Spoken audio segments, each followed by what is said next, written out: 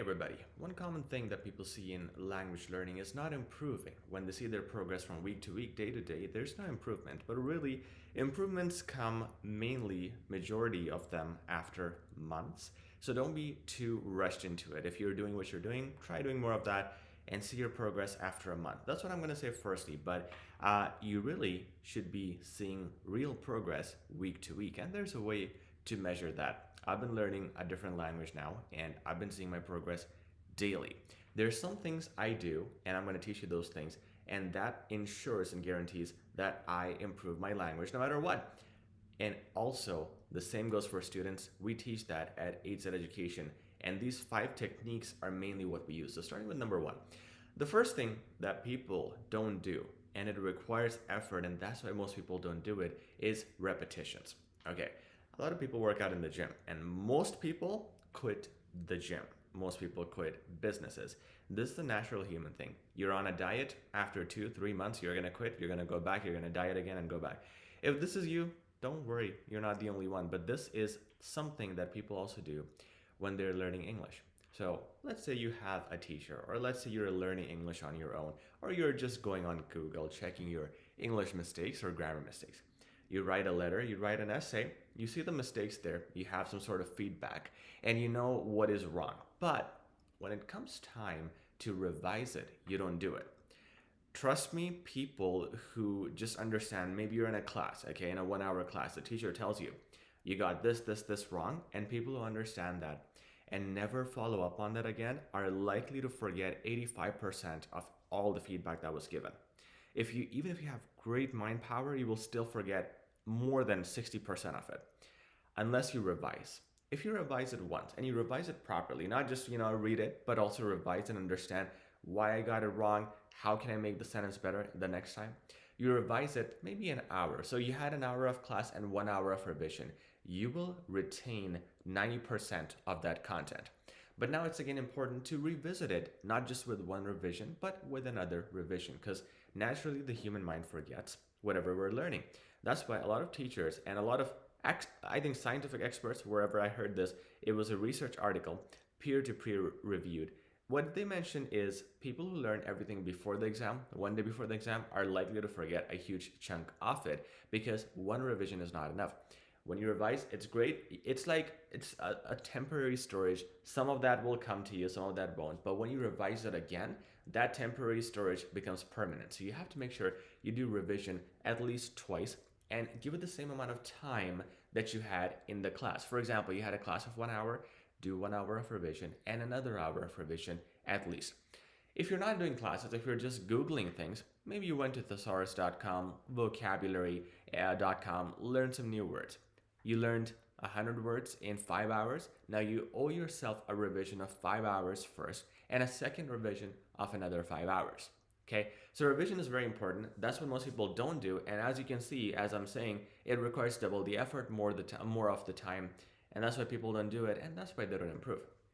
One other thing when we talk about repetition and revision is the power of drilling. For example, if you made a mistake in your speaking, let's say you said, this exact thing that I'm doing right now. I'm using okay, and your teacher tells you not to use it.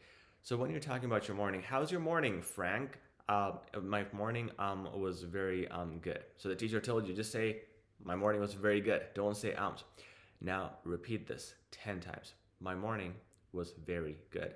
My morning was very good. And repeat it 10 times. Same thing with your grammar mistakes. So you said she say. Okay, it should be she says. Now make 10 sentences with she says. She says this, she says that, whatever. When you do the repetition 10 times of each mistake, grammar, speaking, writing, vocabulary, whatever, your mind again instantly remembers. So this first thing is super important. It requires effort, but it is actually the simplest way you can improve. Give it more time and be more dedicated towards it. Number 2 is not having a teacher. Most times we want to save money, right? And if you guys want to do that, that's fine. There are online resources now, YouTube. You have our channel here. You have a lot of Google resources where you can learn for free. But if you're learning with a teacher, that is the absolute best way to get feedback. When you're on your own, you don't know, you have no idea what kind of grammar mistakes you're making, how someone would be judging you because you don't have that knowledge that an experienced tutor will have. You need a coach to give you proper feedback. I don't care if you take 1 hour a week or 1 hour a month. As long as someone is there tracking your progress, you will not only be highly motivated to study, but you will be on the right track. Trust me, again, I'm doing another language right now. I've been learning this language for 1 year on a subscription. It is an app that I'm learning from. Now I'm doing 1 hour a day with an actual teacher.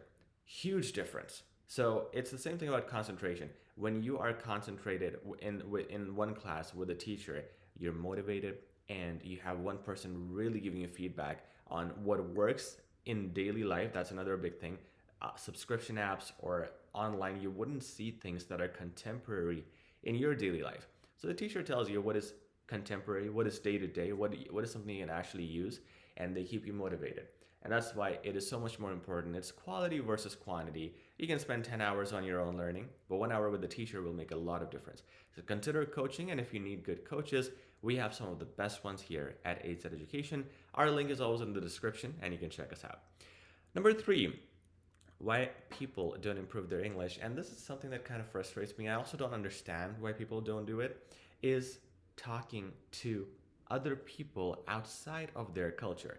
So if you come from a certain culture and you are just in your friends or family who just speak your language, how in the world are you supposed to improve your English skills? You got to talk to native speakers. If you are in a country where you have native speakers like Canada, US, Australia, etc., you have that opportunity. Interact with them more. If you're not in one of those countries, there's no excuse still not to be doing this. You have now Facebook, you have now Google, you have so many platforms, LinkedIn if you want to do it professionally, where you can meet people, talk to them, make friends, and get the exposure you need for your English practice. Do this, it's an absolute no-brainer. It's a fun activity. You also get to meet friends, and if you're an introvert, it's even better because you get to develop your social skills and learn English at the same time. So get out of your comfort zone and talk to people more and improve your English. Number 4, the fourth reason why people don't improve is because they have a goal sometimes, right? So a lot of us have a goal like we want to pass our CELPIP exam, IELTS exam, we just want to pass our essay writing competition. And what we go after is the examiner marking strategies, which is okay if you just want to do it quickly. But what's happening is, for example, if you're doing your SAT or your IELTS exam, you're looking for the examiner marking secret. So what sentence can I write at the start of the paragraph that's going to make them happy? What complicated words I can use that makes the examiner happy? So you're only looking for things that make the examiners happy. In your essay writing competition, what is the body structure, right? You would go for that and you would be an expert in these tests. But you wouldn't be an expert in real life. What if you have to write an email? Now you don't have your essay template, but you know you don't know the way you could structure it. You don't know the vocabulary you could use in this email. You don't know how you could address a formal person in real life, an informal person in real life, because all you know is how to write a good essay, but you don't know how to do a good writing in general because you have focused too much on the exam, not too much on your English. So by restricting yourself, for example, if you're speaking and you have a 2-minute presentation, restricting yourself and just memorizing the whole presentation just to get the presentation done will get you a good presentation, but you will not learn anything outside of it. What if you thought of learning new vocabulary for the presentation? What if you thought of learning new phrases or new sentence structures, complex sentence structures for this presentation, and that you can use anytime for any other presentation, any other conversation you have. So look outside just your simple exam goals, and that will help you learn English with a wider, broader range of options. Last thing is passion. I can tell you all these things and you'll still not do it, especially something like repetition. If I tell you something like repetition, sit 5 hours a day and repeat the lesson, you won't do it unless you have passion. Without passion and interest for learning, you will never be able to learn anything, let alone language.